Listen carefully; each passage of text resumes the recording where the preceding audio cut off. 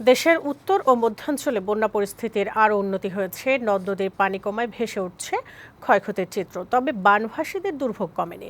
খাদ্য ও বিশুদ্ধ পানি সহ নানা সংকটের চরম দুর্ভোগে রয়েছে হাজারো মানুষ। ছড়িয়ে পড়ছে পানিবাহিত রোগ। বিভিন্ন স্থানে শুরু হয়েছে নদী ভাঙন। ক্ষতিগ্রস্তরা ঘুরে দাঁড়ানোর সংগ্রাম করছেন। সংবাদদাতাদের পাঠানো তথ্যচিত্রে সুমাইয়া হকের প্রতিবেদন।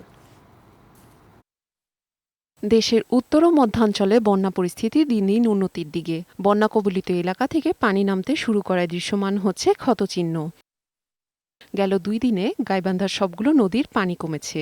দুর্গত এলাকায় বাড়িঘর থেকে নেমে গেছে বন্যার পানি।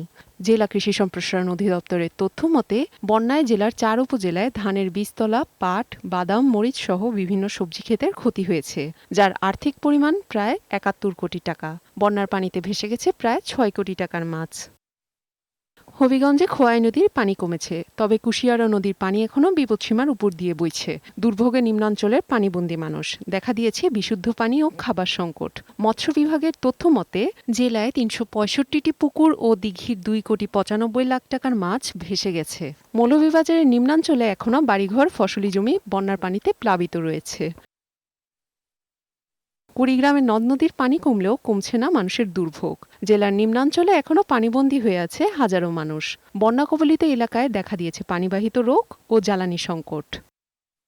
লালমনিরহাটে তিস্তা ও ধরলা নদীর পানি কমে বন্যা পরিস্থিতির আরও উন্নতি হয়েছে, তবে অনেক স্থান এখনও জলাবদ্ধ। নদীর পানি কমার পর দেখা দিয়েছে নদী ভাঙন। জিও ব্যাগ ফেলে ভাঙন রোধের চেষ্টা করছে পানি উন্নয়ন বোর্ড।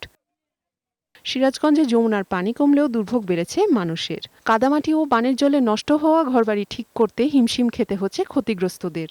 সদর, চৌহালি, এনায়েতপুর ও শাহজাদপুর উপজেলায় দেখা দিয়েছে নদী ভাঙ্গন। ডেস্ক রিপোর্ট, বৈশাখী সংবাদ।